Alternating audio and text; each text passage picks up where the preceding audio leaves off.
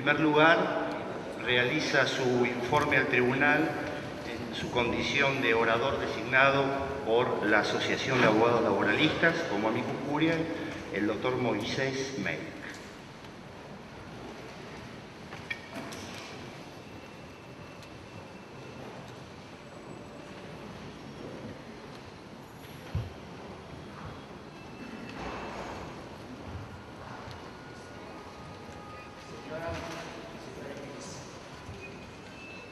Nuestra asociación percibe desde hace bastantes décadas la importancia trascendental que tiene esta temática en la sociedad. Por ello, se ha dedicado a ese tema importantes eventos académicos.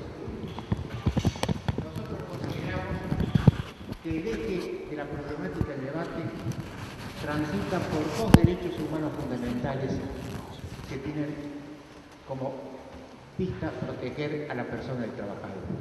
En primer lugar, el derecho fundamental al trabajo. Y en segundo lugar, el derecho fundamental a no sufrir discriminaciones arbitrarias, injustas, negativas.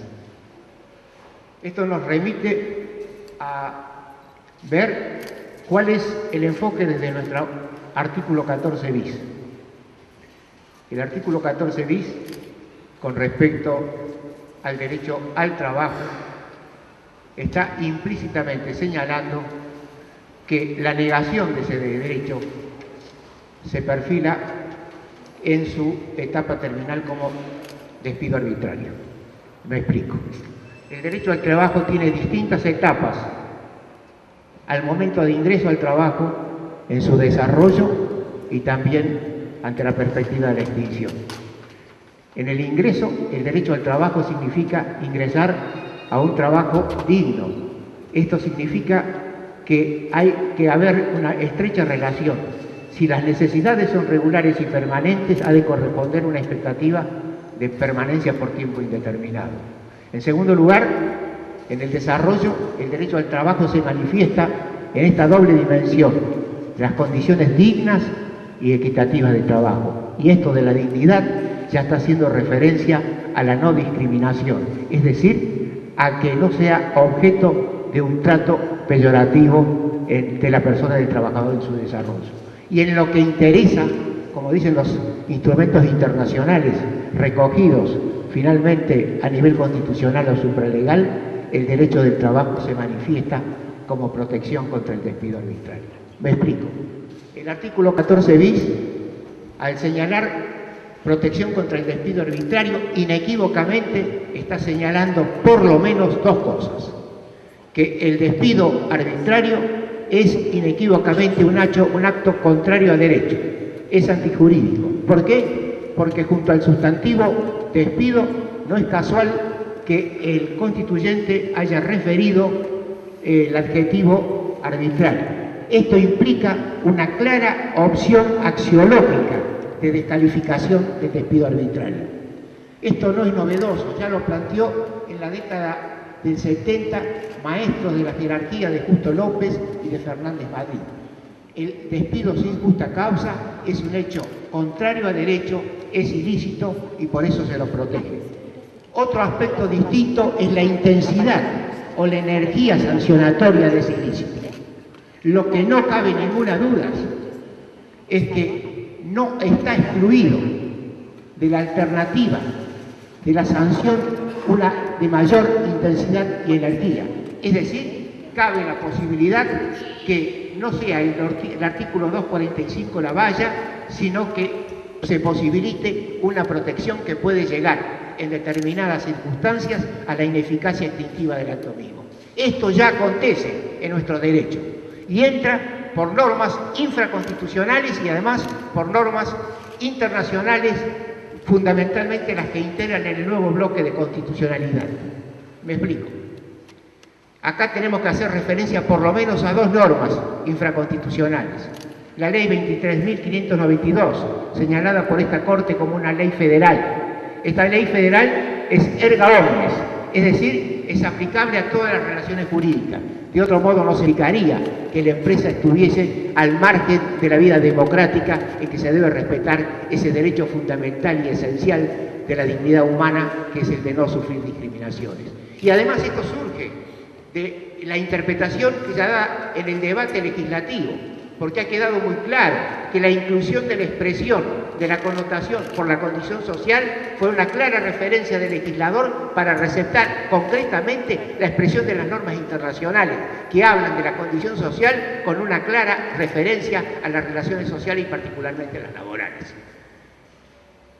Junto a esta norma de la 23.592 también tiene la misma eficacia el artículo 47 de la ley sindical, en cuanto se plantee un despido represalia por el ejercicio de cualquier trabajador, del trabajador de a pie, que es el que hay que proteger frente a un acto de represalia por el ejercicio de su derecho fundamental de autotutela colectiva.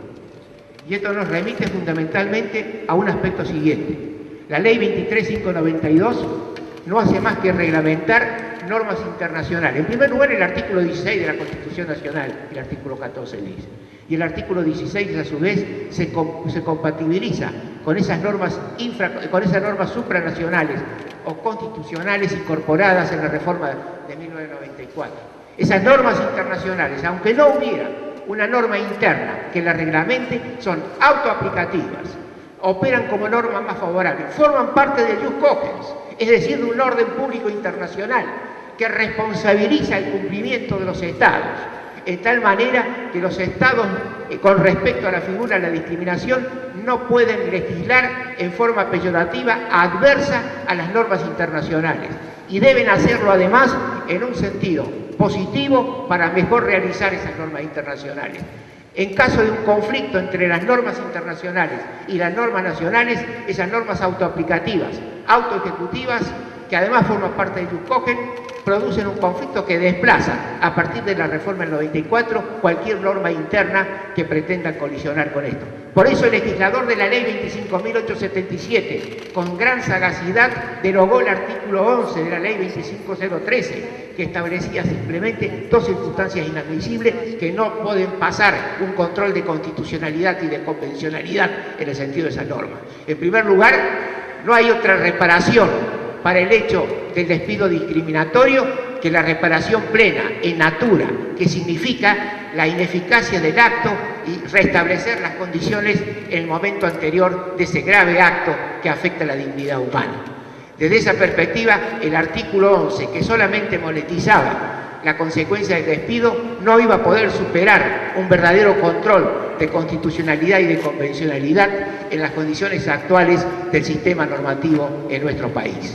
Y además de esta circunstancia, cabe señalar que esas normas internacionales implican que cualquiera de los poderes de un Estado que traten de desvirtuar el sentido de esas normas, que son vinculantes para todos los poderes del Estado, el incumplimiento de esas normas convoca inexorablemente a la responsabilidad internacional del Estado. Esta es la significación profunda que tiene el ritmo universal de los derechos humanos, en este caso en clave laboral. Desde esta perspectiva, el artículo 245 de la Ley de Contrato de Trabajo, que es una norma infraconstitucional, no constituye ninguna valla, porque lo que hay que señalar es que el derecho al trabajo significa fundamentalmente la alternativa de que no pueda ser privado el trabajador sin una justa causa. Y acá el derecho fundamental al trabajo y el derecho a no ser discriminado juega en relación a otra pareja de derechos: la libertad de empresa, la libertad de industria y el derecho de propiedad, de tal forma que, como ha dicho esta Corte, las normas constitucionales no pueden neutralizarse en sí, sino hay que buscar la forma armoniosa de su superación. ¿Cuál es la forma armoniosa en el derecho del trabajo, cuyo sujeto de preferente atención es el trabajador? Esa forma en que juegan esas parejas no siempre bien avenidas, pero hay que tratar, significa que el derecho al trabajo, en este caso el derecho a la protección, implica que el empleador puede despedir con justa causa, restrictivamente, con justa causa, y esto, que no es cosa menor, se manifiesta en el despido disciplinario y además en el despido por falta de trabajo y fuerza mayor, que no es poca cosa. Lo que no puede hacer es despedir en forma arbitraria, y mucho menos violando esas normas internacionales que exigen como única alternativa la reparación plena, y no es reparación de ninguna forma adecuada la mera monetización. Finalmente quiero decir un minuto final. Quiero decir, la Asociación de Abogados Laboralistas celebra este acto como un intento de democratización del debate. Este debate debe ser llevado a la sociedad, a los sindicatos, a los partidos políticos, a las organizaciones sociales. Solo así asistiremos a un cambio cultural. El cambio cultural significa conllevar a los propios actores la internalización de la significación de los derechos humanos en clave laboral. Muchas gracias. Realiza su informe al tribunal la representación de la parte demandada Banco Hipotecario, doctor Daniel Carlos Funes de Rioja.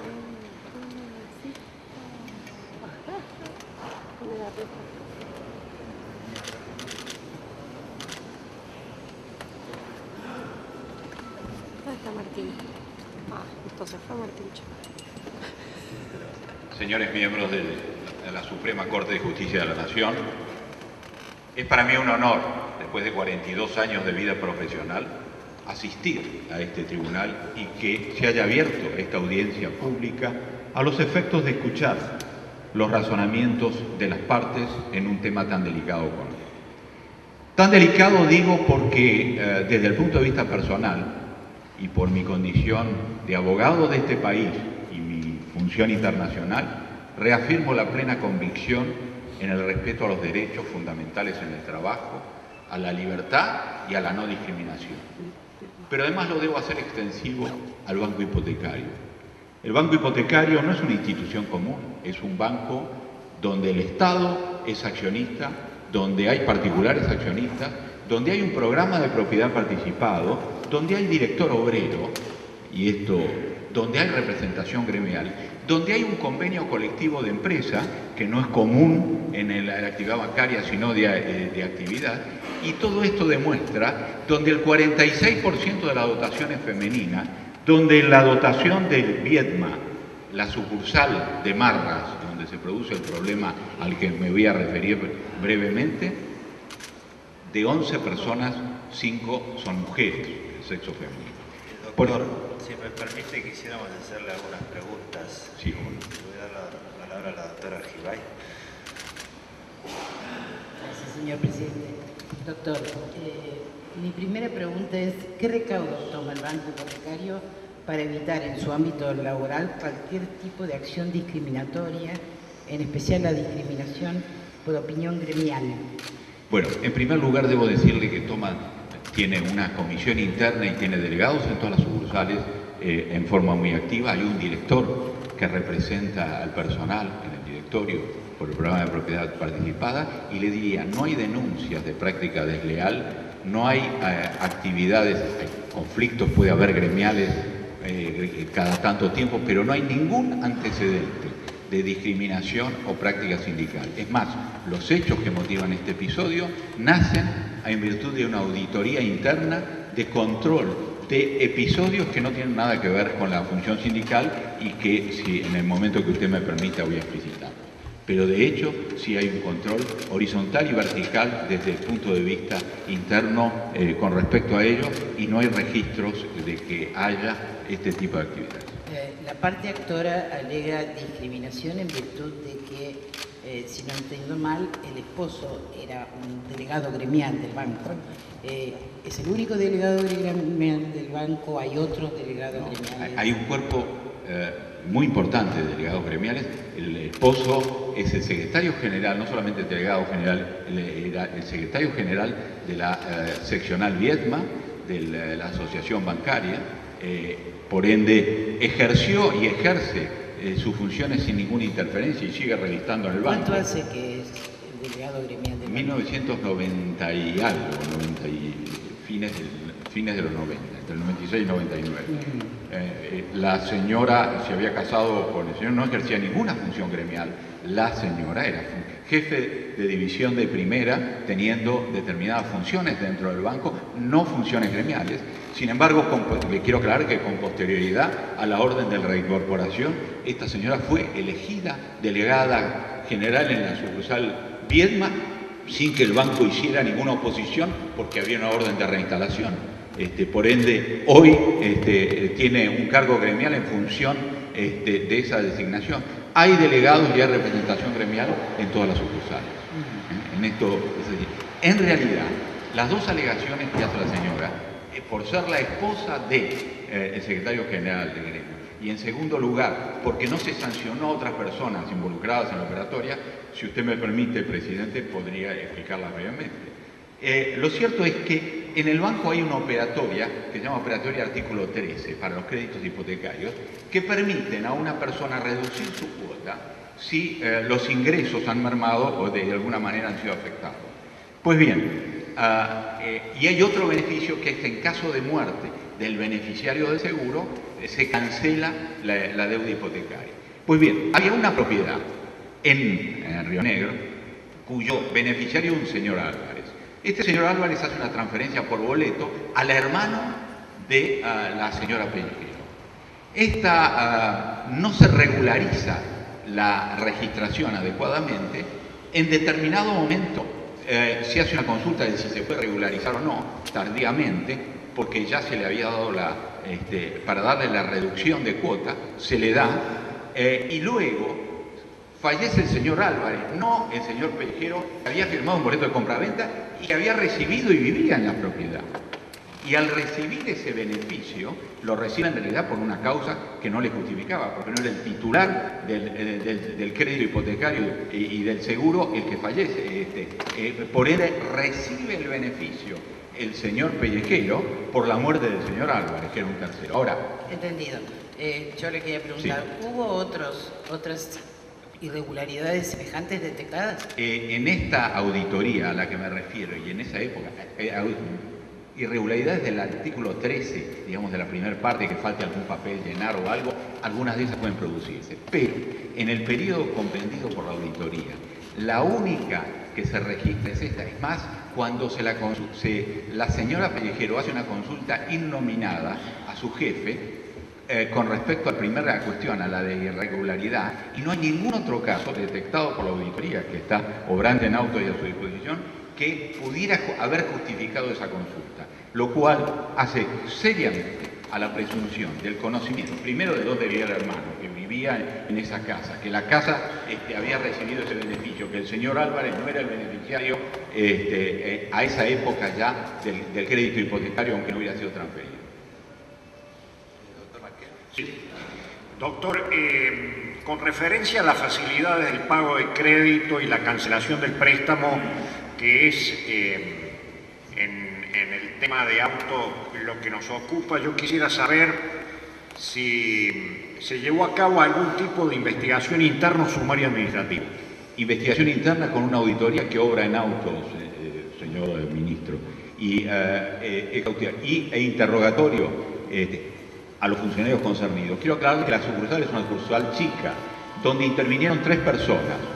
De esas 3 personas, 2 que no tienen ningún lazo de parentesco con el señor Pellejero, beneficiario del crédito, en el 2002 y 2013 egresaron del banco. Es decir, al momento que se descubre el episodio, en todo caso, si intervinieron es en el papeleo de la primera cuestión, que hace cuestiones formales, pero no en la concesión del seguro de vida. Seguro de vida... Perdón, me refiero específicamente si hubo sumario administrativo con respecto a la señora Pellejero. No hay... ¿Hubo alguna investigación interna con respecto a la señora Pellejero?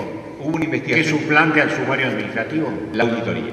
La auditoría donde están todos los pasos detallados, señor ministro. ¿Cómo se comprobó la responsabilidad de la señora Pellejero?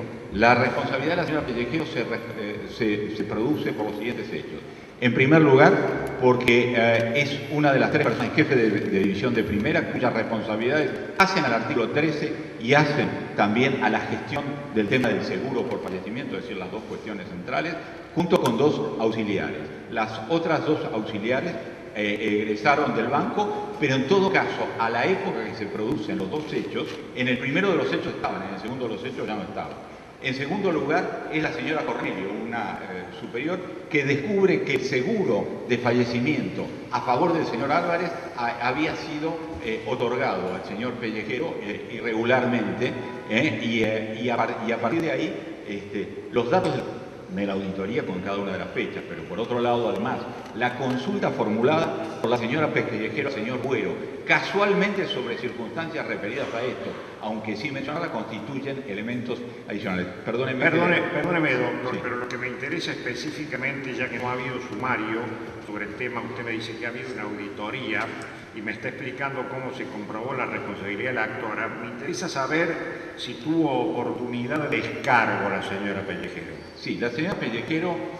ha cubierto, como todo empleado, la posibilidad de ser escuchada, y esto surge también del propio expediente, de las testimoniales y de los elementos en los que ella declaró conocer cada uno de estos episodios a los que estoy refiriendo. ¿Qué antecedentes tenía la señora Pellejero disciplinarios? Antecedentes disciplinarios la señora Pellejero no tenía.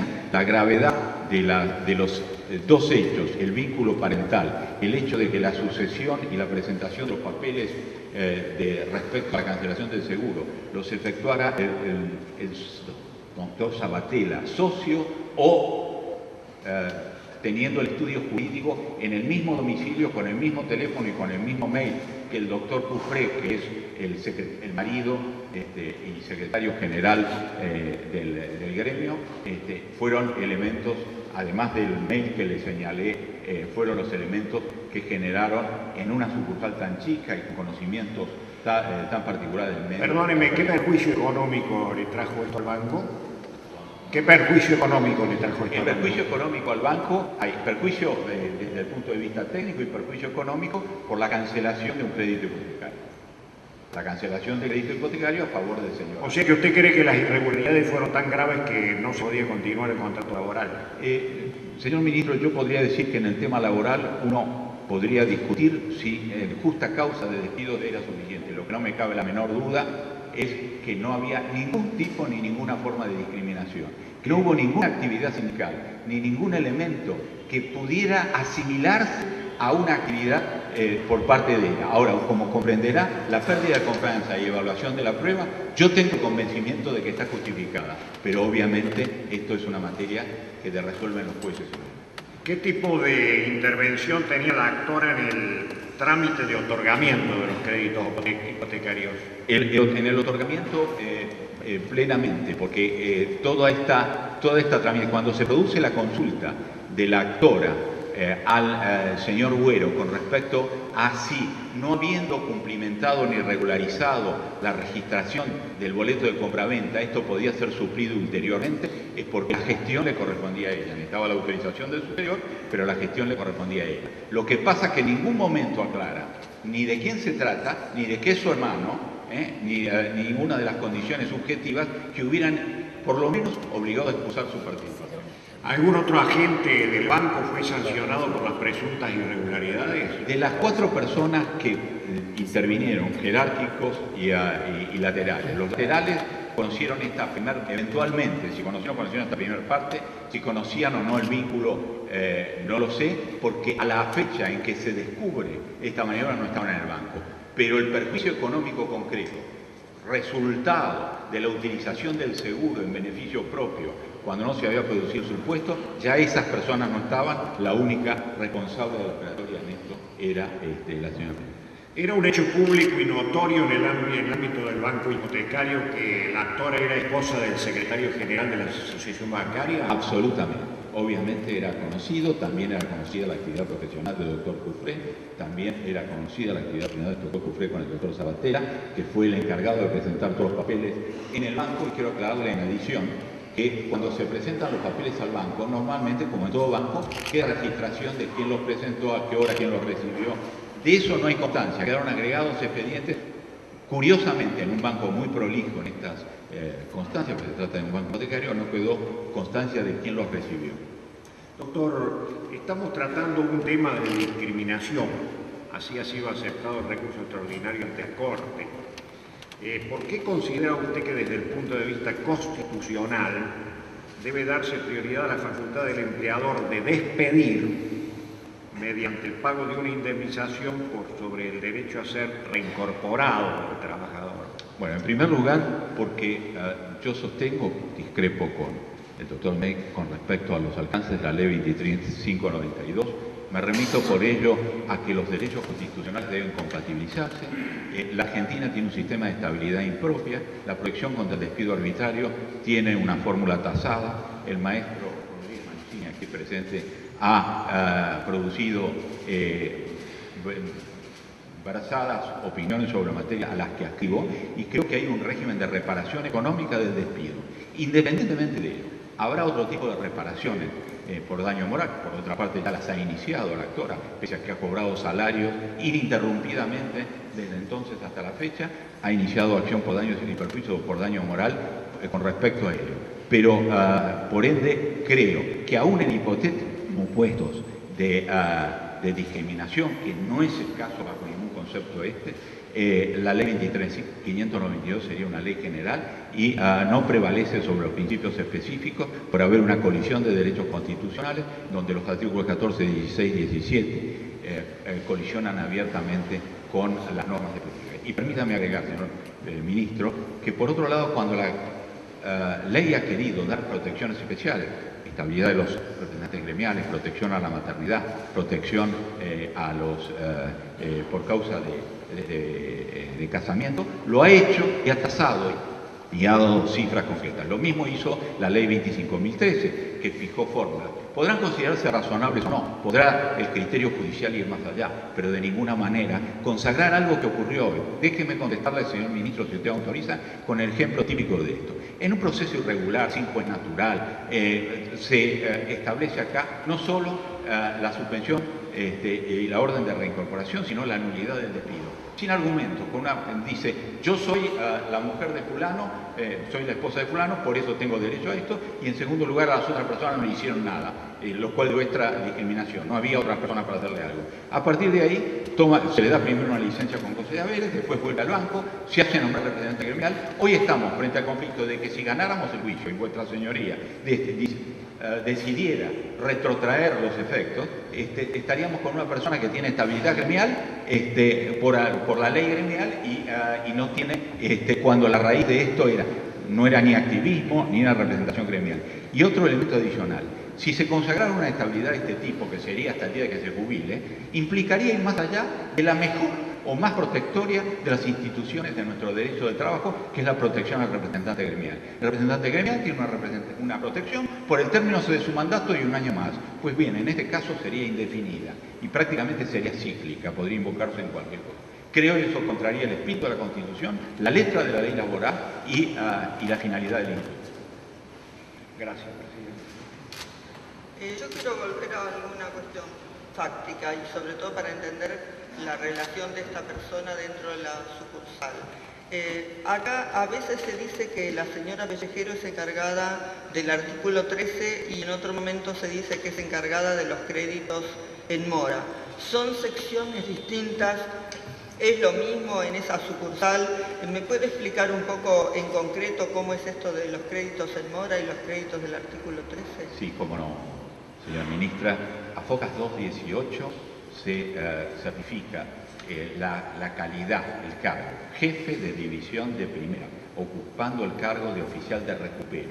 En función de ello, en FOCAS 219, 220, están las distintas funciones que cubre, tanto con respecto a gestión de mora, artículo 13, gestión de mora, quitas especiales, y secretaría, distintas funciones de secretaría. En una sucursal de estas características es obvio que hay una mayor integración, sobre todo teniendo en cuenta la responsabilidad jerárquica escalafonaria que tenía la actora. Entonces, tenía responsabilidades específicas con el artículo 13. No se olvide que es un banco hipotecario, no es de finalidad común, así que todo está relacionado más o menos con los mismos temas en cuanto a esto, y obviamente en función de eso manejaba las dos operativas, y la tercera que era las cancelaciones por seguro de vida, circunstancias que usted sabe que son bastante frecuentes dentro de términos de créditos de tan largo alcance como son los créditos hipotecarios.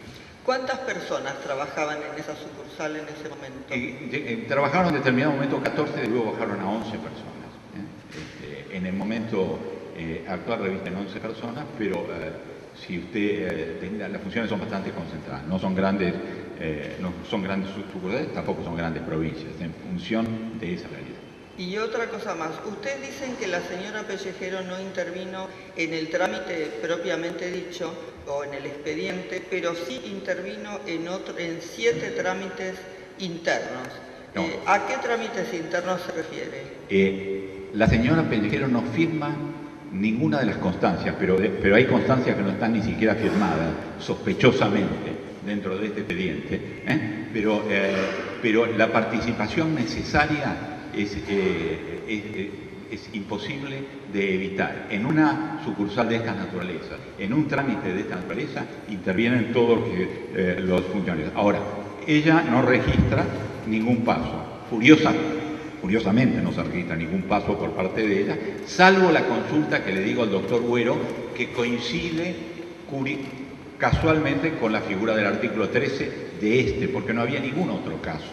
Y con tan pocas personas no existe, o haya más o menos personas, no existe la institución que llamaríamos de la excusación. O sea, como este es el crédito de mi hermano, yo no intervengo, hacelo vos. Esto es lo que hubiera correspondido, señora. ¿Y cómo sería? Normalmente esta excusación sería por escrito, sería verbal, para saber cómo funcionaría, porque más de una vez puede haber un crédito de un pariente, cómo debería haberse excusado. Le diría que aunque lo hubiera hecho verbalmente, habría un mail de ella o de su jefe o en conjunto hacia Casa Central, a la oficina de supervisión. Es decir, no cabe la menor duda que todas estas cuestiones no son meramente de conversación. Tampoco lo invocó en ningún momento, que se hubiera excusado, pero lo cierto es que sí hubiera habido un trámite porque la formalidad en un banco es sustantiva. Bueno, muchas gracias. Doctor, me gustaría profundizar sus propios argumentos. Las cuestiones de hecho que han sido discutidas ya en los tribunales de grado tienen relevancia naturalmente en esta Corte, pero me gustaría interrogar sobre algunos temas constitucionales que están involucrados. Lo primero es que usted, la parte que usted representa, hace referencia a la violación de la garantía del juez natural. ¿Por qué razón hace esa alusión? Amparado en el artículo 43 de la Constitución Provincial, se presenta ante un juez de un tribunal colegiado que previene, un juez no laboral, un juez penal, que previene, dicta la medida y luego ordinariza el proceso. Es decir, no lo pasa al juez natural, existiendo profusa jurisprudencia del principio de la especialidad. Entonces, hay un tema de juez natural, hay un tema de especialidad que no han sido respetados en el caso. Y por otro lado, tanto en el pronunciamiento del doctor Bustamante, ese juez interviniente, como el del Tribunal Superior con fallo dividido, donde el doctor Lutz coincide en su fundamento plenamente con estas alteraciones del proceso, sacada del juez de natural, pérdida del principio de especialidad, aceptación de que el onus probandi y la carga probatoria no es dinámica, sino solo de la demandada y no de la actora. Y donde la actora lo único que dice, estoy casada con el secretario general del sindicato, cosa que nadie discutía ni nunca había discutido, porque era un hecho preexistente y obviamente nada tenía que ver porque ella no tenía ningún tipo de actividad gremial, sino una actividad profesional. Todas estas cuestiones hacen a que aún no ha habido una mirada sobre la prueba. Es cierto, señor presidente, que la mirada sobre la prueba es cuestión de hecho, pero también la apreciación de la prueba y la doctrina de Carrió y de esta Corte sobre la apreciación, inadecuada apreciación de la prueba, la tenemos que articular. Todo esto muestra un proceso irregular. Esto fue planteado y discutido en los tribunales superiores. Exactamente, en provinciales, y es por eso que hemos venido a esta Corte Suprema por arbitrariedad. Referente al Al problema laboral en sí, entendimos perfectamente que su posición es que pueda haber despido con causa más justificado o no, susceptible de apreciación judicial, pero que usted niega toda posibilidad de aplicación del derecho antidiscriminatorio en materia laboral. Así es, totalmente. No ha habido ni por raza, religión, sexo, ideas políticas, ideas gremiales, actividad gremial. Un banco que tiene una actividad gremial plenísima, un banco que tiene programa de propiedad participada, un banco que tiene directorios obreros, un banco me gustaría preguntarle dos o tres cuestiones referidas a eso. El primer argumento por el cual sostiene eso es un problema de aplicación de la ley, es decir, que es inaplicable, de acuerdo a lo que hemos leído, creo que en uno de los últimos escritos, hablan de que la actora se ingresó en febrero de 1984 y la ley se aplica a los contratos celebrados a partir de octubre de 1998. Es decir, hay un primer problema de aplicación de la ley. ¿Ustedes sostienen eso? Sí, digamos, después de todas las cuestiones que hacen a la arbitrariedad por cuestiones formales, no quepa la menor duda que la ley además es inaplicable. La ley antidiscriminatoria. Antidiscriminatoria. ¿Y ahí cómo lo relaciona con los principios constitucionales antidiscriminatorios? Bueno, yo le diría que hay, en primer lugar, porque toda discriminación tiene que dar lugar a algún tipo de reparación, y esto surge de los principios generales del derecho en la medida que ha habido un dolo o un perjuicio, más allá de la aplicabilidad o no de esta ley. Esta ley no es aplicable por las razones antes comentadas y además por el principio de generalidad sobre especialidad. Pero esto no excluye que haya algún tipo, si hubiera habido, en un caso que hubiera habido discriminación, debería haber una reparación consecuente sin perjuicio de la ruptura del vínculo, y está en la fórmula del momento. Es decir, a ver si entiendo. El primer argumento es que la ley no es aplicable al caso porque el supuesto de hecho es posterior, no entra dentro del ámbito temporal de aplicación de la ley. El segundo argumento es que el derecho discriminatorio en sí, como tal, no se aplica en esta materia laboral porque viola el principio de la reparación que sostiene. Así es, el principio de la reparación, que por otro lado lo ha ejercitado en otra acción donde ha pedido daño moral. Y en este caso, usted sostiene que eso afecta otros principios constitucionales. Sí, no le quepa la menor duda. Dentro del sistema laboral argentino, por otro lado de estabilidad impropia o imperfecta, que se resume en el pago de una indemnización tarifada, este básico principio del artículo 245 de la Ley de Contrato de Trabajo es un principio angular que sostiene el andamiaje jurídico sobre el que se construye el derecho laboral en la Argentina.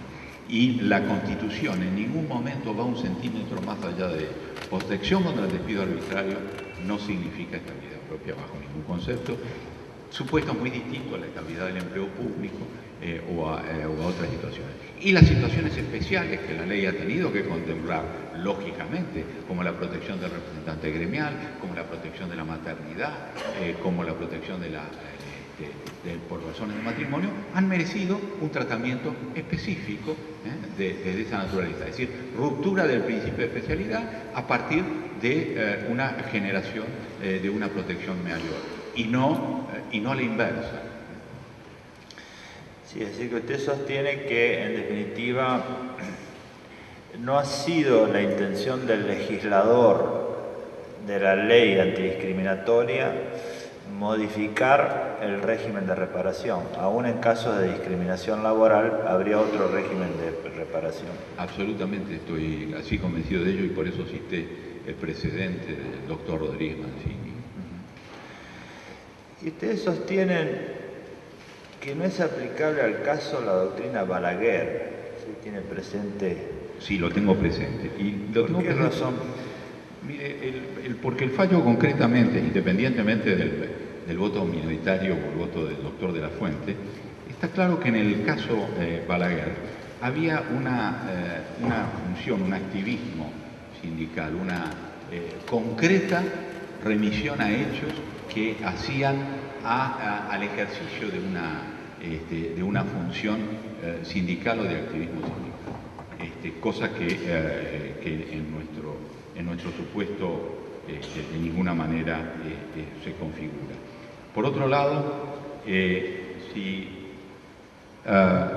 usted ve ese fallo, que usted lo recordará, señor presidente, mucho mejor que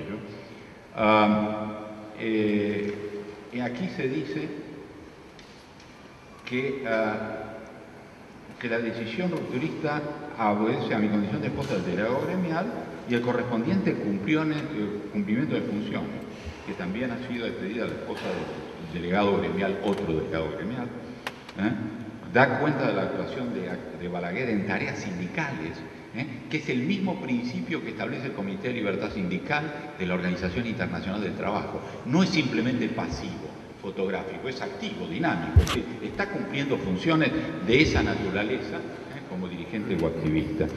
Y hace referencia a un informe del INADI que también se produjo acá, señor presidente, que está agregado a Fojas 570 y pico, y que aclaro que es concluyente de que no hay elementos indiciarios que puedan llevar, y en esto sí cito precedentes de la Corte con respecto a la agregación del tema INADI, donde no cabe la menor duda que no hay elementos indiciarios que permitan apartarse de un despido común, más allá de la evaluación de la justa causa o no justa causa, y que obviamente de la violación del principio de la especialidad, porque esto se sustanció fuera de la justicia laboral y sí en la justicia penal, porque en el expediente del INADI acompañaron los mismos elementos que habían acompañado en la justicia. Y fíjese que somos nosotros los que traemos el expediente del INADI, cuya autoridad moral no está discutida, como ninguno de los testimonios que hemos presentado en el expediente. Y quiero ser más claro con respecto a esto. Cuando el señor Rubín, como gerente de personal del banco, dice, si hubieran estado las otras personas todavía en el banco, se lo hubiera sancionado, hay un equívoco con respecto a una frase, con respecto a si el señor Cufré también hubiera, como secretario general, hubiera sido sancionado. Es que el señor Cufré, siendo secretario general, si hubiera intervenido en una maniobra dolosa en perjuicio del banco, también hubiera quedado conmovida su cargo gremial, porque el cargo gremial no le excluye del deber de fidelidad y del principio de la buena fe. Es decir, que usted sostiene que la diferencia con el caso Balaguer es que no hay activismo gremial. Sí, absolutamente. ¿No difiere con la doctrina del caso Balaguer? Yo difiero con la doctrina del caso Balaguer, sí, desde ya, porque creo que sus alcances van mucho más allá, y así lo he citado con respecto a la ley 23.592.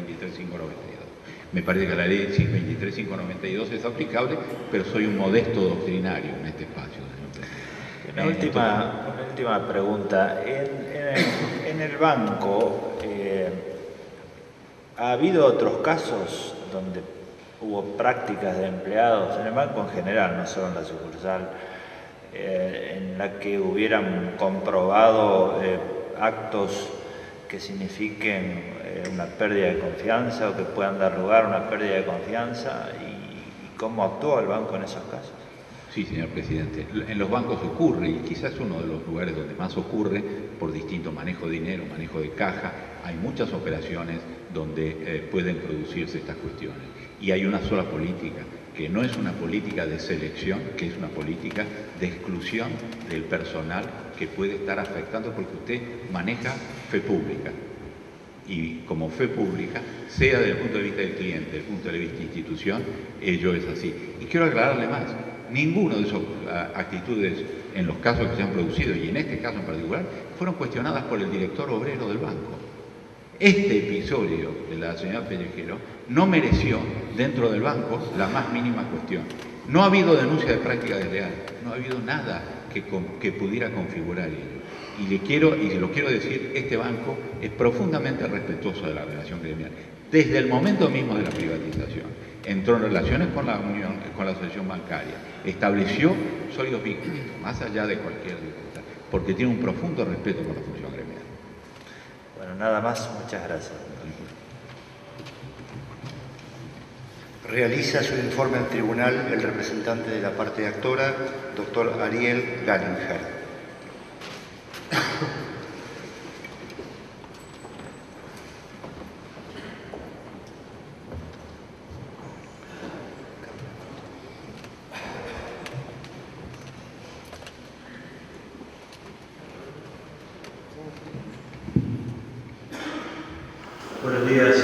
señores miembros del excelentísimo Corte Suprema de Justicia de la Nación. Para los abogados en general, creo, esta instancia y esta oportunidad es un hecho histórico y agradezco la oportunidad que se nos da de participar, sobre todo para quienes venimos del interior, que algunas cosas nos preguntan de lejos. En realidad, lo que he venido escuchando hasta acá me obliga a modificar sustancialmente lo que iba a desarrollar en cuanto a cómo lo iba a plantear. Si bien lo central sigue siendo lo mismo, creo que la discusión en esta causa está centrada en dos ejes. Primero, si existió discriminación y cuáles son los efectos de esa discriminación. El doctor, si me permite, Sí. estaría interrogar justamente sobre eso. Le voy a dar la palabra. Bueno.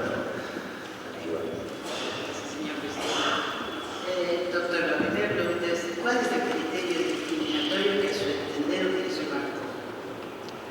El criterio discriminatorio es que el banco ejerció una medida ejemplificadora porque el esposo de la señora Pellejero es el más encumbrado representante gremial que tiene el banco entre sus filas. Integra la mesa. Hay una ley que establece cuáles son los criterios discriminatorios. Sí. ¿Usted está de acuerdo en que el criterio de opinión gremial es el que corresponde a este criterio discriminatorio utilizado por el banco? Fue discriminada, la señora Pellejero fue discriminada por dos razones. En primer lugar, por la cuestión gremial de su esposo, no era por cualquier cuestión gremial. Es cierto que ella no era delegada gremial, es cierto eso que se argumentaba hace algunos instantes desde este mismo lugar. Ahora, también se la discriminó por ser mujer, por ser la esposa del secretario general de la Asociación Bancaria. Perdón, doctor, ¿cuántos años hacía que la señora trabajaba en el banco? 20 años. ¿Y recién entonces se dio cuenta que era mujer? No, recién entonces, en esa circunstancia, el esposo de la señora se integró a la Mesa Nacional de la Asociación Bancaria. ¿Cuándo se integró? Hacía 1 año, 2 años aproximadamente. No puede decir que recién entonces se dieron cuenta que era mujer. No creo que esa sea la causa que ustedes mencionaron, nunca lo mencionaron hasta ahora. En realidad, discriminada por ser mujer. Nos acabamos de enterar que en el banco hay muchas mujeres.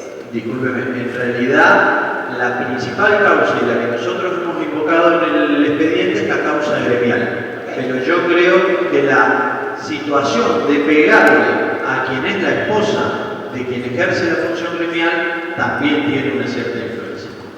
Yo le iba a preguntar qué razones objetivas tiene para afirmar esto.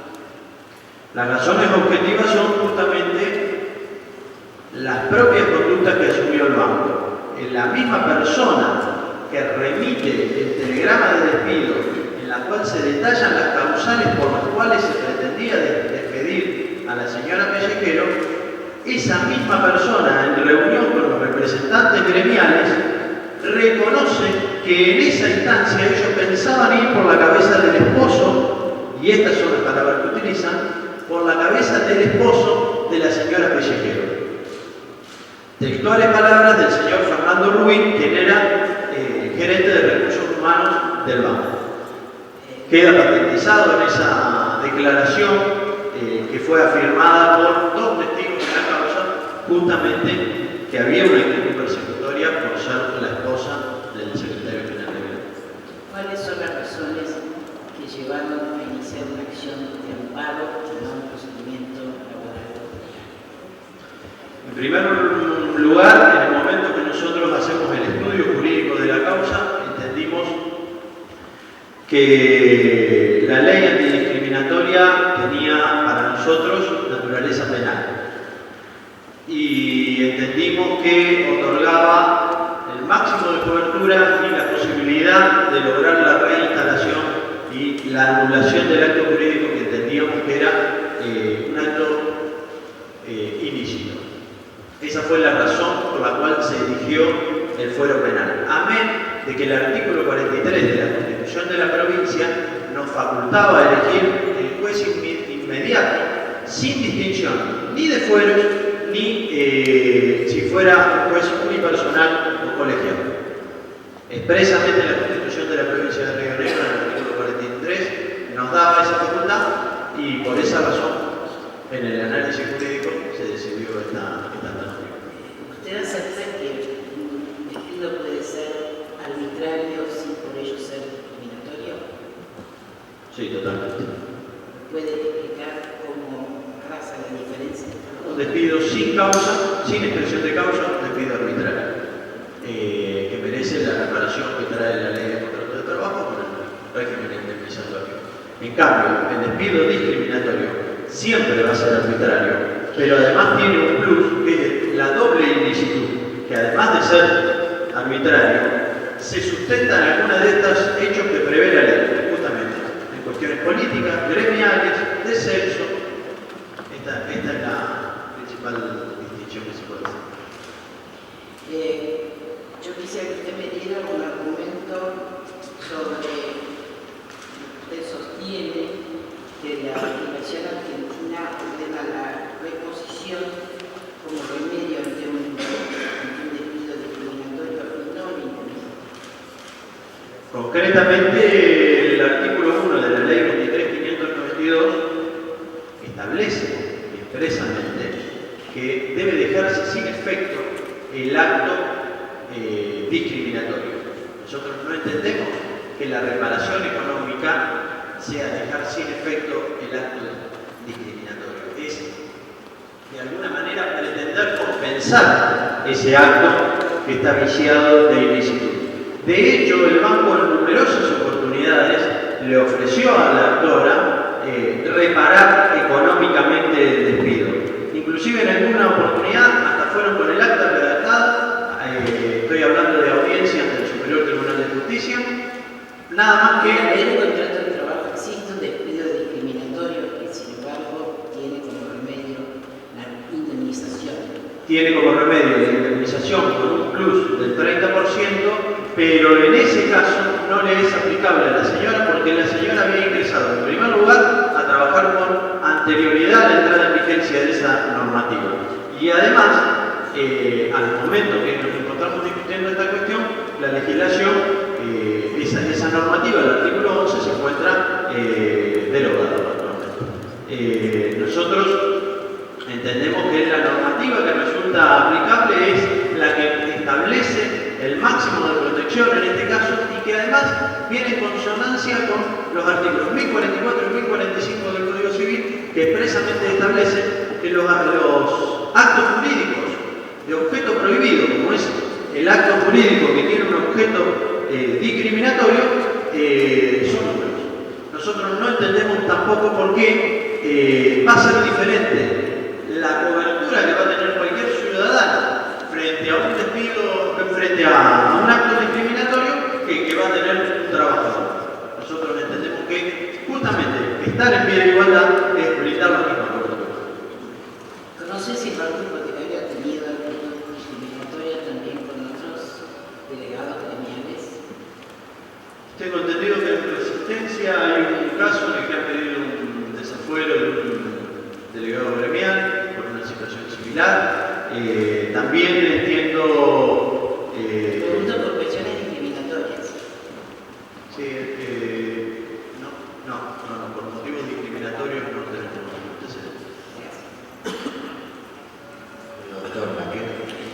Sí, en realidad yo también voy a cambiar la pregunta, si usted cambia la exposición, porque quiero seguir hilvanando con lo que pregunta la doctora Escribari.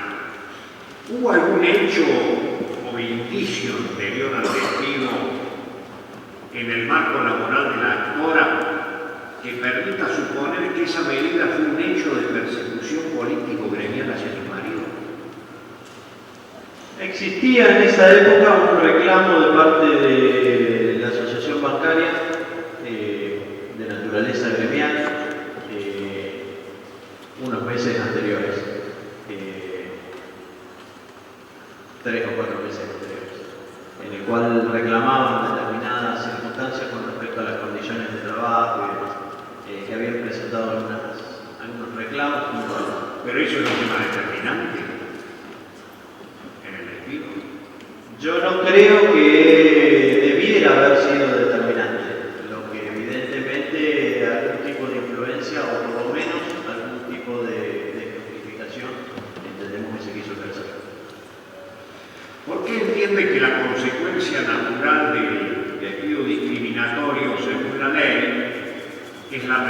corporación y no el pago de una indemnización que pueda compensar los perjuicios provocados. En primer lugar, porque la dignidad de los trabajadores no puede ser reparada exclusivamente en términos monetarios. En segundo lugar, porque la actora, en este caso puntual, ha rechazado esa alternativa, los perjuicios que ella ha sufrido, lo que se ha sentido menoscabada en su dignidad, la han llevado a esta circunstancia, inclusive ante la alternativa de la posibilidad de un resultado adverso. Y por último, porque creo que es la solución que la ley de alguna manera otorga en la ley 23.592. Ahora volviendo a la situación planteada en auto, se citó a la actora para que brinde explicaciones sobre las irregularidades que se le imputaron antes que el banco decidiera despedirla. O sea, ¿se le dio oportunidad de defensa? Jamás. Es más, la actora se encontraba de vacaciones en la ciudad de Córdoba cuando le remitieron el telegrama, es decir, que se encontraba gozando de su licencia anual. En ese momento se le puso el telegrama de despido y nunca se le permitió ejercer el descargo, ni aún antes ni aún después. Ella se dirige a la ciudad de Buenos Aires a entrevistarse con el señor Fernando Rubín, gerente de Recursos Humanos, para intentar pedirle algún tipo de explicación. No es recibida. En ese marco son recibidos el señor Rojas y el señor Gustavo Díaz, que son integrantes de la Asociación Bancaria, del sindicato, y es en ese marco que el señor Fernando Rubín les manifiesta que ahora iría por la cabeza del secretario general de la Asociación Bancaria. Y ya sabemos por lo que ha dicho el abogado de la parte demandada de que no ha habido, en este caso, una instrucción sumaria. No ha habido un sumario administrativo, como se dice habitualmente, pero ¿hubo alguna oportunidad en el ámbito de esta auditoría que aquí se mencionó donde ella pudiera ejercer su derecho de defensa? Nunca. Se enteró de la auditoría recién cuando ya se encontraba en marcha el proceso del amparo judicial, que fue agregada como prueba al expediente, y por algunos comentarios, digamos, informales. Pero la lectura del expediente, digamos, de la auditoría esa, únicamente la pudo tener en esta instancia, en la instancia judicial, digamos. Hasta ese momento, hasta la instancia judicial, solo eran comentarios, por ejemplo, realizados por el señor Rubí en el marco de esa reunión a los representantes gremiales. Y en esa auditoría es para nosotros esencial, siendo que es una auditoría realizada por el propio banco a pedido de las autoridades del propio banco, el auditor declara expresamente que no tuvo ningún tipo de intervención en el expediente que se le imputa alguna responsabilidad la señora Pellegrino. ¿Esto está expresamente en la auditoría? Está expresamente en la auditoría que se encuentra en hoja 5866, auditoría número 4003, en el informe de auditoría número 504, que se encuentra en hoja 6769, y en el mismo memorando que le remite a hoja 70, le remite al señor Rubí de la Gerencia de Recursos Humanos. ¿Por qué opina usted que el banco alega pérdida de confianza por haber estado vinculada al crédito de la hermana?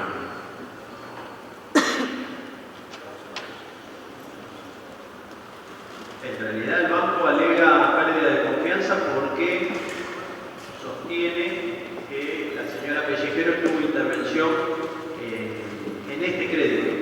Nosotros hemos demostrado con todas las pruebas que existen en el expediente, y bueno, se puede detallar, que la señora Pellejero no tuvo ningún tipo de intervención en ese crédito.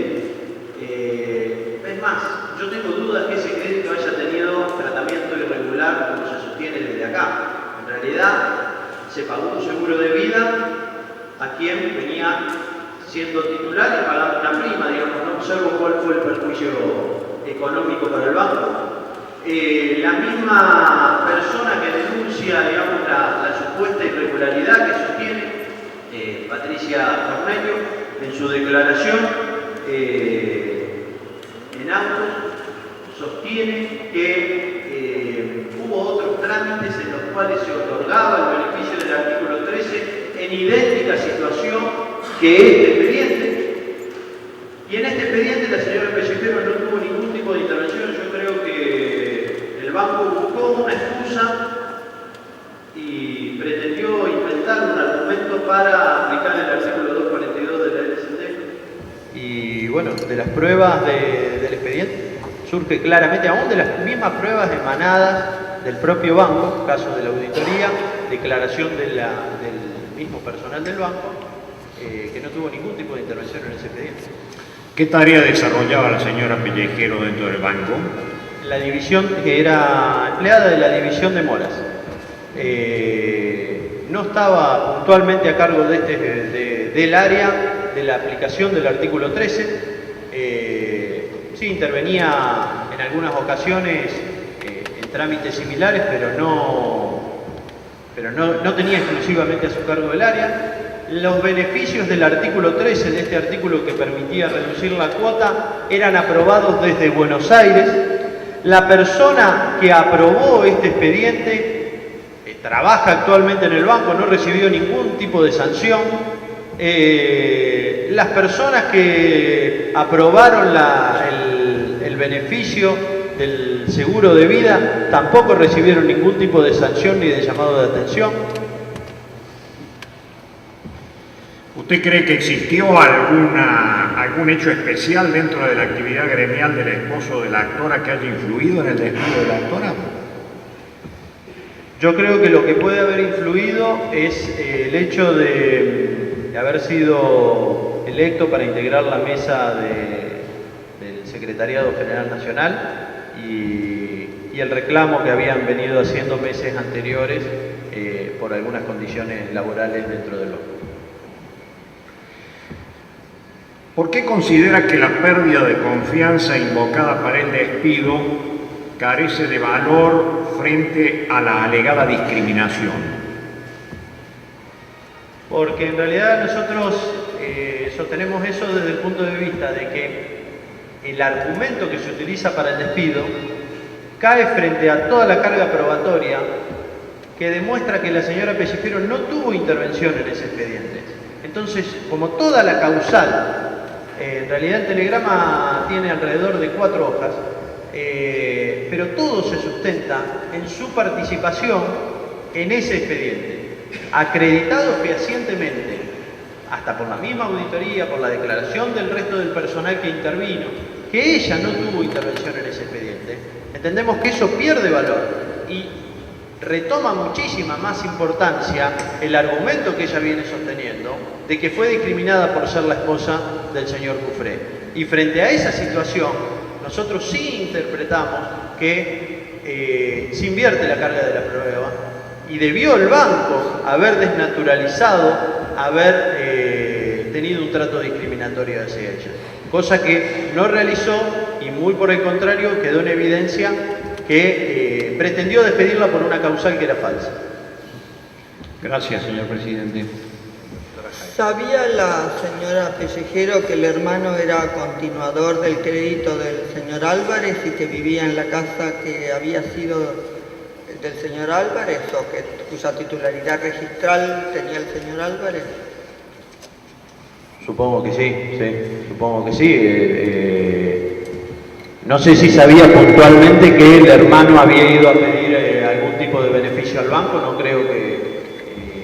no sé si eso lo sabía, pero sí sabía dónde vivía su hermano y a quién se le había comprado seguramente.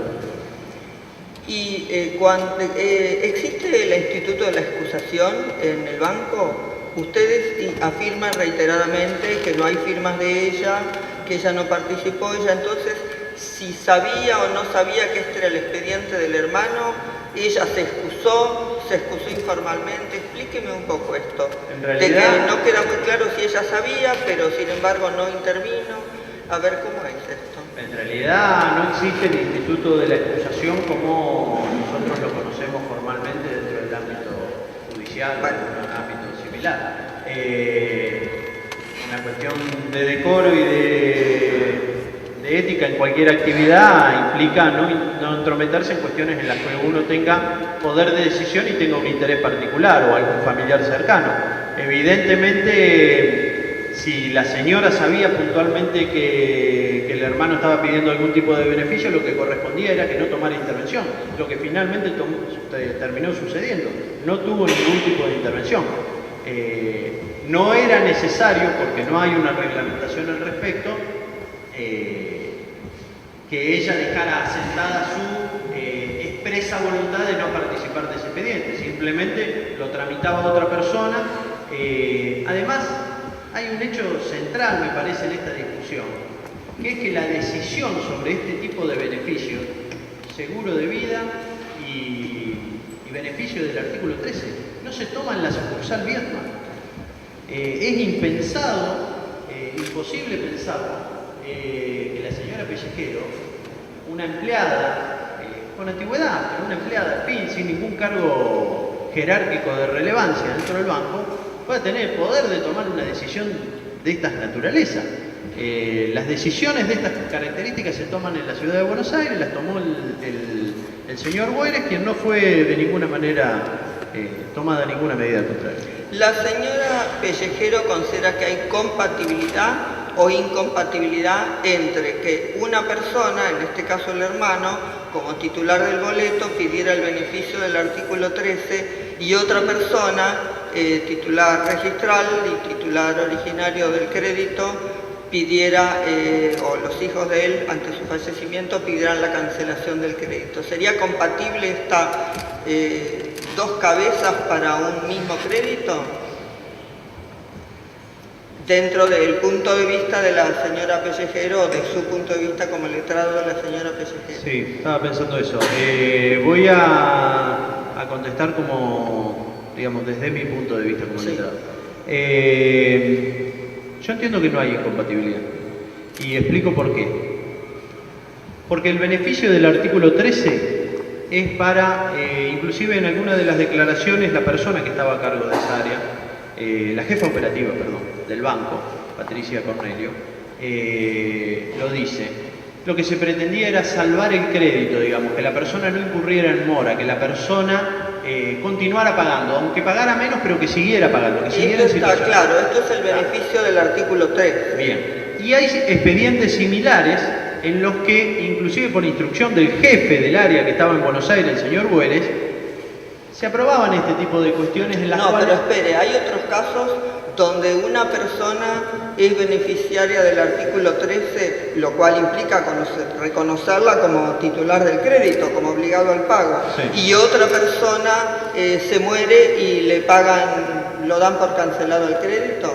Acá yo le estoy preguntando esto, sobre que una persona tenga un beneficio y otra persona tenga, bueno, otro beneficio, llamémosle, que sería la cancelación por muerte.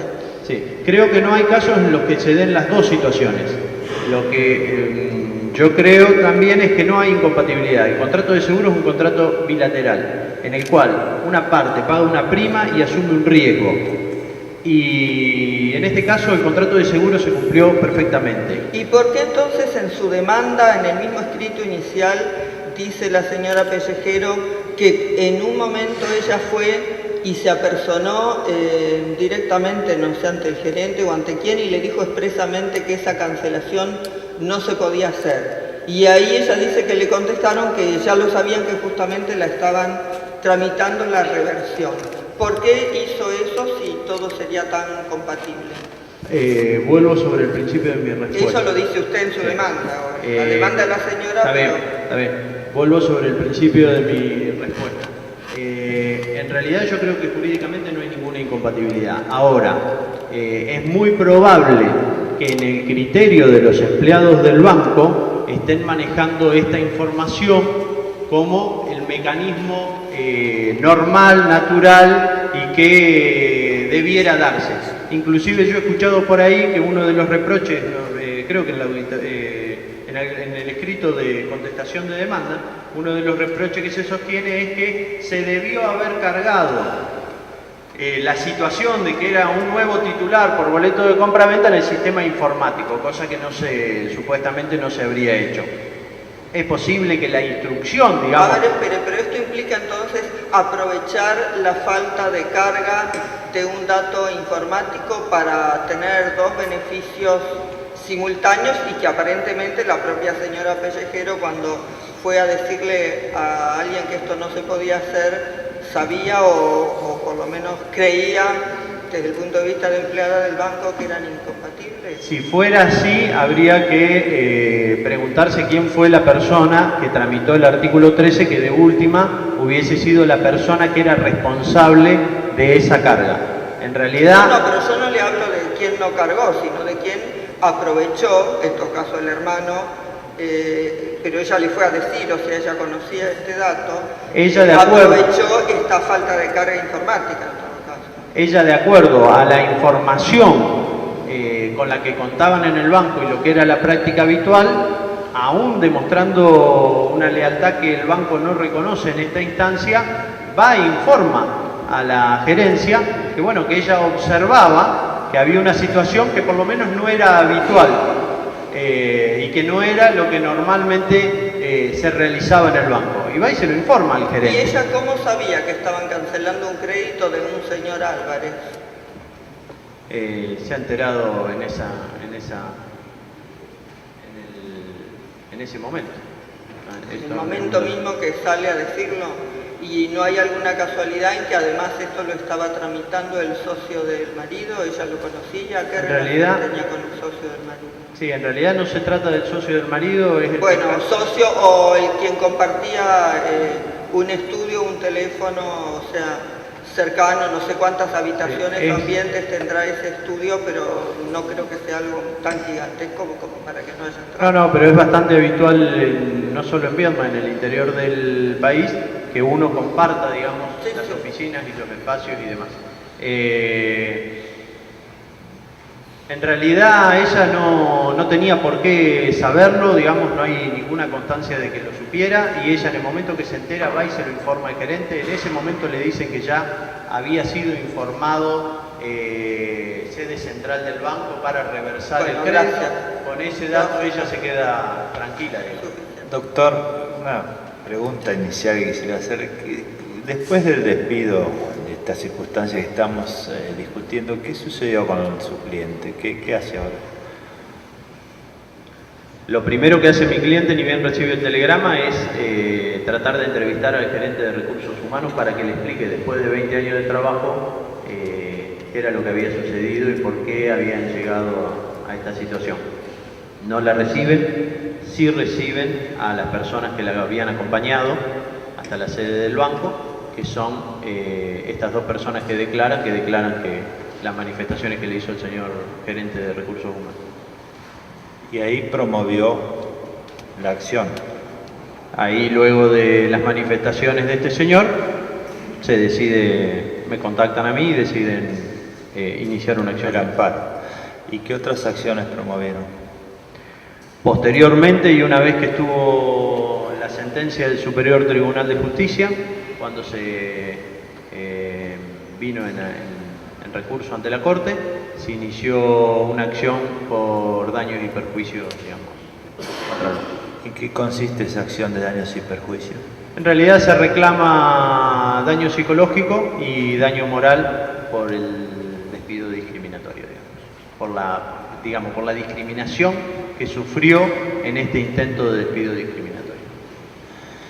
Entonces, lo que quiero preguntarles son algunos aspectos de interpretación constitucional que no me quedaron claros del planteo que hace la parte actora. Por un lado, se sostiene que la protección contra el trabajo, contra el despido arbitrario en materia laboral, si uno no prueba que efectivamente cuál es la causa, en el que en este caso no prueba la falta de confianza, inmediatamente eso supone la inversión de la carga de la prueba en materia de arbitrariedad, de discriminación. Eso es lo que usted acaba de decir. Nosotros entendemos que si no se probó la causa y existen elementos que abonen la presunción de trato discriminatorio, se invierte la carga de la pena.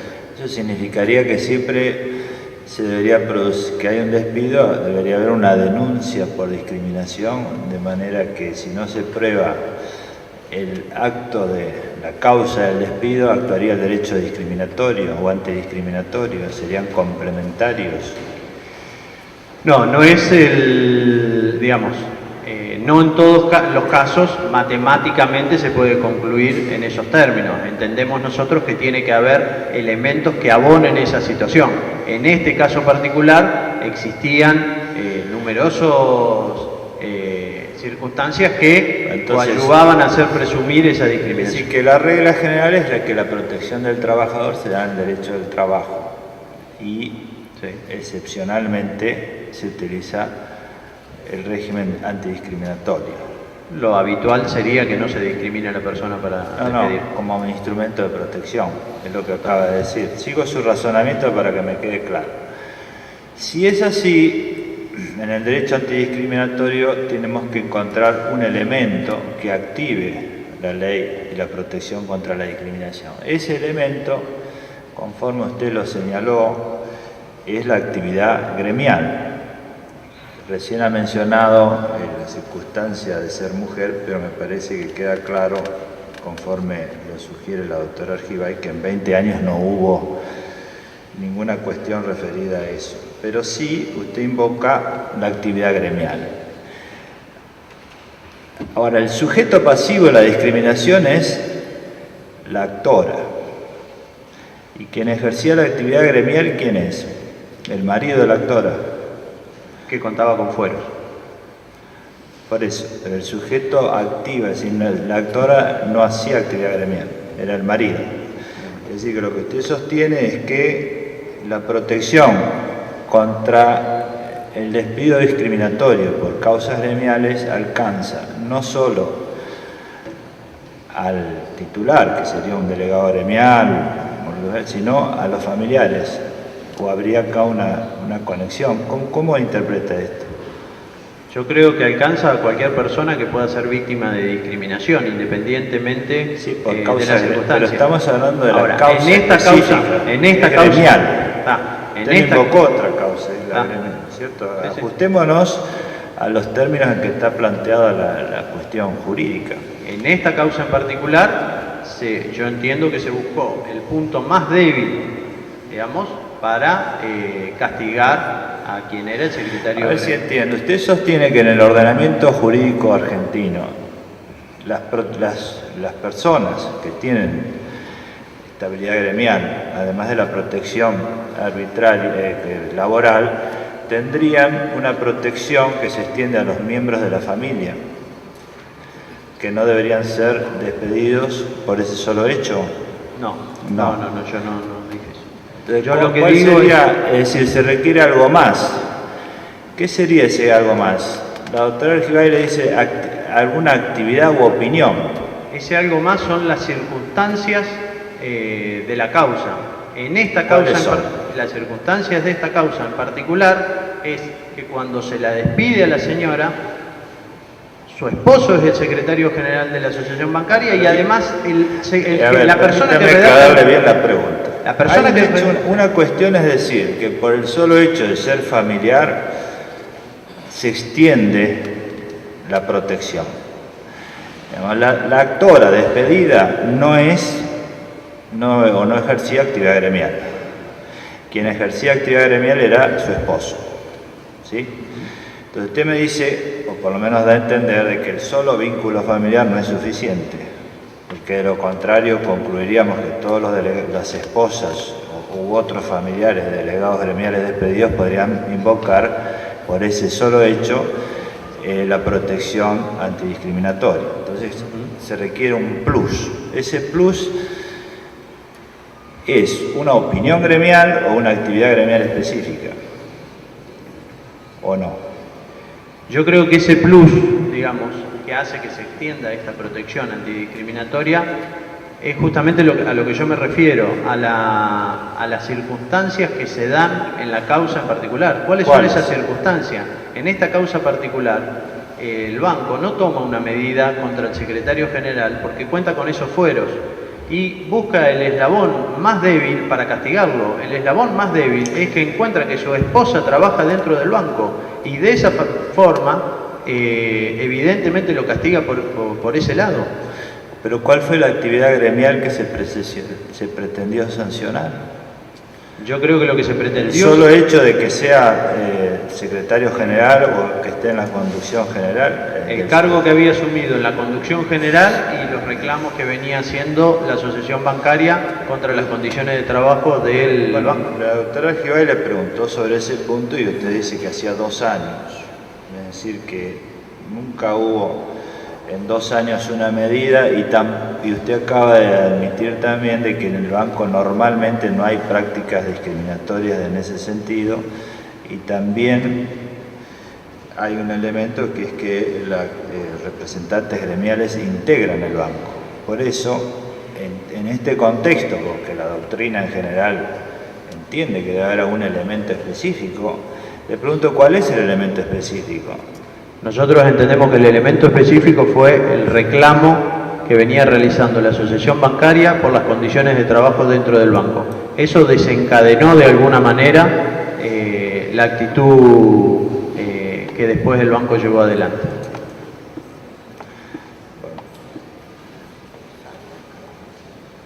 ¿En la sucursal o en el banco?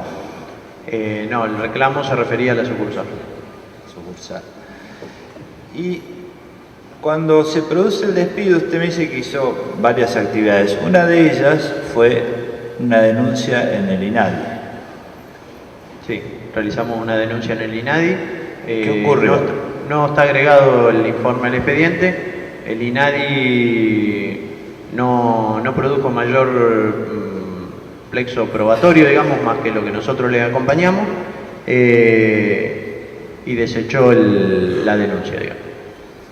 Es decir, que el INADI consideró que no había discriminación. Puntualmente dijo que a su entender no existían elementos que demostraran esa discriminación. ¿Y qué actitud tomó respecto de eso?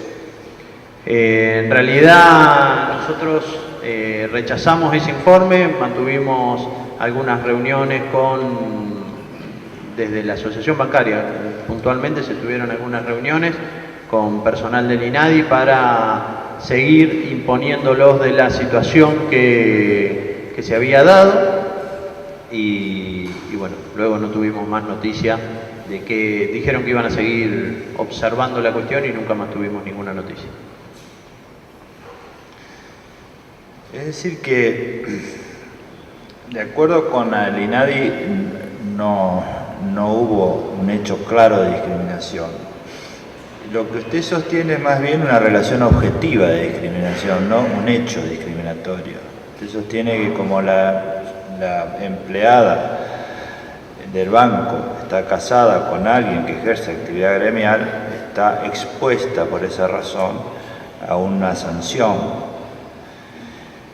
Ahora bien, suponiendo que esa regla sea así, como represalia de un reclamo que venían realizando desde la seccional de la asociación bancaria. Eso significa que cualquier actividad de incumplimiento laboral que realizara la actora estaría protegida. No la podrían despedir nunca. ¿De acá a futuro? No. Le regirían las mismas condiciones de despido de cualquier trabajador. Nosotros explíqueme eso, porque no entiendo bien. Nosotros no pretendemos, digamos, una condición de protección de por vida, como se sostuvo inclusive en la locución anterior. Nosotros lo que sostenemos es que ese despido puntual que se practicó en contra de la señora Pellejero fue discriminatorio y entendemos que por esa razón es nulo, pero no significa que ante algún incumplimiento de la señora Pellejero o ante cualquier circunstancia le siga rigiendo las generales de la ley como a cualquier trabajador del país. O sea que usted sostiene que si la señora Pellejero incurriera en un incumplimiento relevante de sus obligaciones laborales, podría ser legítimamente despedida, por más que esté casada con alguien que ejerce actividad gremial o por más que hubiera algún reclamo gremial. Como cualquier trabajador, si no tiene vinculación, si la razón no es justamente ser la esposa de, no habría problema. No es causal válida de despido ser la esposa de. Esta es la cuestión. Ahora, si la causal es otra, un incumplimiento laboral o alguna otra razón, tranquilamente, debidamente acreditado. Y si le probaran la falta de confianza en ese esquema de análisis, estaría justificado. Si lograran demostrar la pérdida de confianza, digamos, en virtud de algún incumplimiento laboral, tranquilamente. Podrían despedirla aún cuando fuera la mujer de un delegado gremial o de un representante gremial. Sería totalmente otra la discusión hoy en esta causa si la entidad bancaria hubiese logrado demostrar algún tipo de participación en el expediente con el cual le imputa la pérdida de confianza. Bueno, finalmente el otro aspecto que se discute es el modo de reparar, es decir, suponiendo que hubiera un despido por discriminación o basado en hechos discriminatorios, se sostiene que la única manera es restituirlo, porque se trata de un acto ilícito y hay que volver a las consecuencias anteriores, ¿sí? Es un acto prohibido por el mismo artículo 17 de la LST. ¿Y no admite otra posibilidad? No lo admite, me parece, nuestro plexo jurídico, artículo 17 de la LST, artículo 1044, 1045 del Código Civil, Constitución Nacional. No, lo que se discute acá es el problema constitucional, porque por un lado está la protección del trabajo, donde sí se admite. Y si el régimen, ¿qué es lo que se ha planteado en este debate? Si el régimen de la protección contra la discriminación, que consta de dos partes, la censura de los actos discriminatorios en sí misma, que es lo que estamos dialogando recién, o las consecuencias, los remedios, las soluciones, una vez que se constata el acto discriminatorio. En ese plano, obviamente la parte demandada ha dicho que en ese plano se aplicaría el régimen laboral, es decir, no deroga, es decir, en ese plano, en cuanto a las soluciones, los remedios, las medidas que el ordenamiento jurídico da para dejar sin efecto las secuelas de un acto discriminatorio, incluyen la reparación. Usted dice que no. Yo entiendo que no solo por la cuestión constitucional y la cuestión que extensamente explicó el doctor May, sino además por una cuestión hasta de lógica jurídica. ¿Por qué razón el resto de los ciudadanos tendrían una protección mayor frente a la discriminación, que podrían reclamar el cese del acto discriminatorio diferente a la que tendría un trabajador? Reitero, nosotros no estaríamos acá si esa fuera la solución que admitiéramos. A la señora, a la actora, le han ofrecido solucionar en términos económicos esta problemática. La señora no viene por una cuestión meramente económica, viene por una cuestión de dignidad. El reclamo por daño moral que acaba de iniciar, ¿a qué obedece? ¿Cómo se inserta ese reclamo? Obviamente la señora tiene derecho a que se le reparen los perjuicios económicos que se le provocaron. Por eso, jurídicamente, usted explique mejor. Si, no es.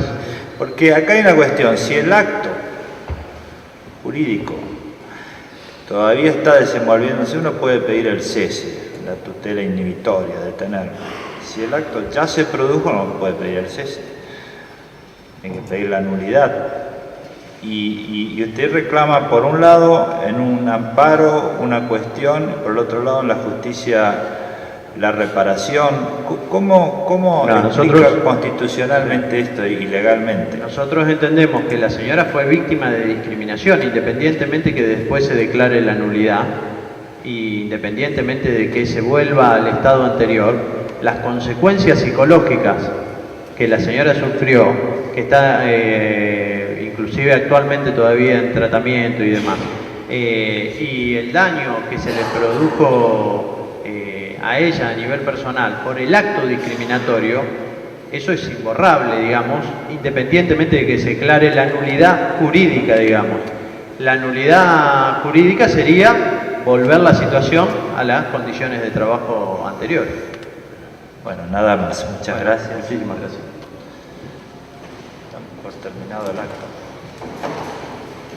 Ha concluido el acto, señoras y señores.